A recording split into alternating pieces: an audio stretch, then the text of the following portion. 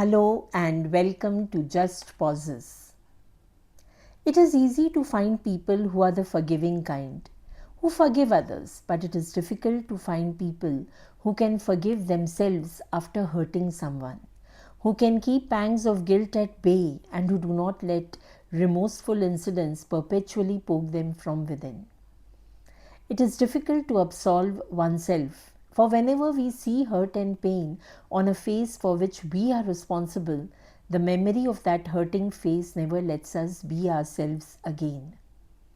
Perhaps you have heard the parable of the hen who was bitten by a snake and who, with poison burning in her body, sought refuge in the hen house.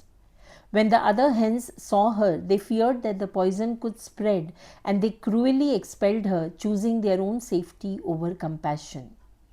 The hen limped away, crying in pain, not as much as by the bite as by the way she was abandoned by her own family, and that too when she needed them the most.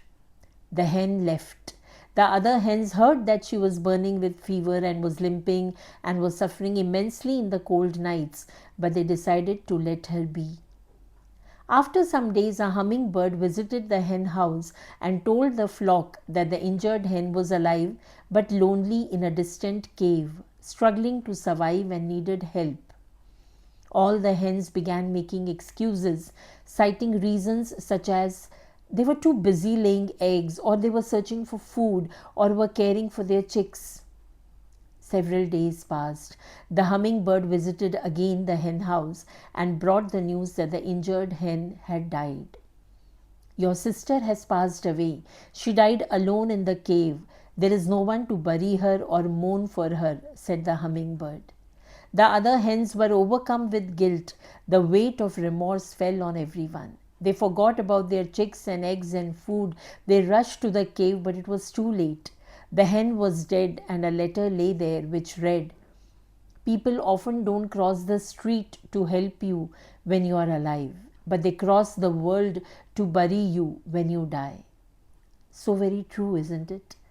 Sometimes a parent could not be well cared for, or bad business decisions led to a downfall for many, or a law was violated and others suffered, or sometimes one didn't forgive and then it was too late, or one didn't mend relations in time, or an extramarital affair which should not have happened, or a secret that should not have been revealed, or a child who should not have been allowed to go astray.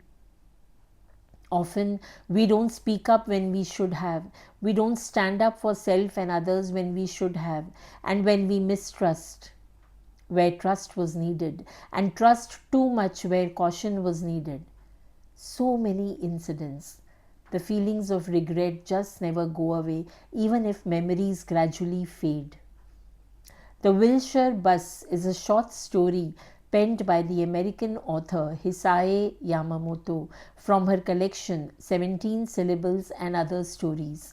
It is a very simple story, and yet many of us can resonate with it, especially when our failure to act timely causes pain to someone.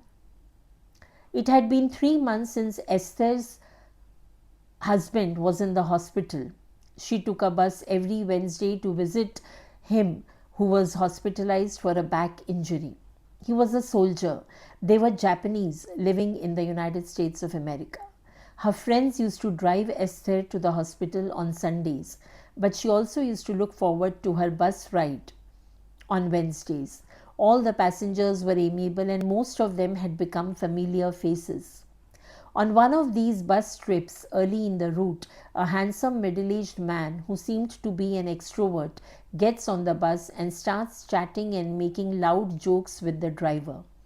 At the next stop, a bunch of people get on, including an elderly Asian couple. The woman sits next to Esther while her husband goes to the front to talk with the driver. Esther understands that they were Chinese, even as the husband was trying to repeatedly explain something to the driver. After a few attempts, the husband sits on a seat across his wife. Meanwhile, the loud man sitting behind Esther starts ranting arrogantly about this and that. Esther figures that the man was drunk. The Chinese lady sitting next to her turns around 2-3 times to look at the loudspeaker. Noticing her, the man challenges her, telling her to go back to China if she has any problem. He continues laughing and mocking her with racial taunts. No one in the bus speaks up. A man in glasses looks at the Chinese lady with sympathy, but she doesn't seem to notice. Esther pretends to look out the window and feels detached. She wonders if she is being included in the man's rant or if it's obvious that she is Japanese. Esther is surprised at her own feelings. She is pleased that the Chinese people were being targeted. She looks at her seat mate and smiles, but the woman is expressionless and cold. At the next stop, the loud man gets up unsteadily, delivers a final racial taunt, and gets off. After a few moments, the man with the glasses gets up to alight at the next stop and makes an awkward speech to the Chinese couple and possibly to Esther as well, about how everyone doesn't feel that way and America welcomes everyone. He shakes the Chinese man's hand and then gets down. The rest of the ride is uneventful. Esther gets off at the soldiers' hospital, and so do the Chinese couple.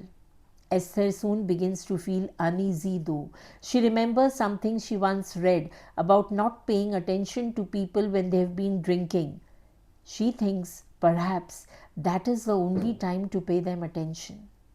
While earlier she felt detached as the Chinese were being targeted, the sense of detachment gradually fades away and Esther feels a sickening sensation building inside her. She reels under the realization that she had failed to act when she should have. She breaks down into tears and cries for a long time. The story ends here. I feel when we have hurt others and we are in pain, one must begin by owning up. Say it clearly to the one who is hurt that you know what you did, that you can understand their hurt and that you understand the consequences as well. Then remind oneself that what happened is in the past now. But there is a future that lies ahead. Either we can make it all better for the one who is hurt, or if it is too late for that, then we focus solely on how do we not repeat the same mistake again and instead try to spread some cheer and joy around. In an article I once read, the author shared some research findings about how birds and animals dealt with when they made mistakes. The article pointed out that other living beings do not dwell on their mistakes. They tend to accept what has happened and move on.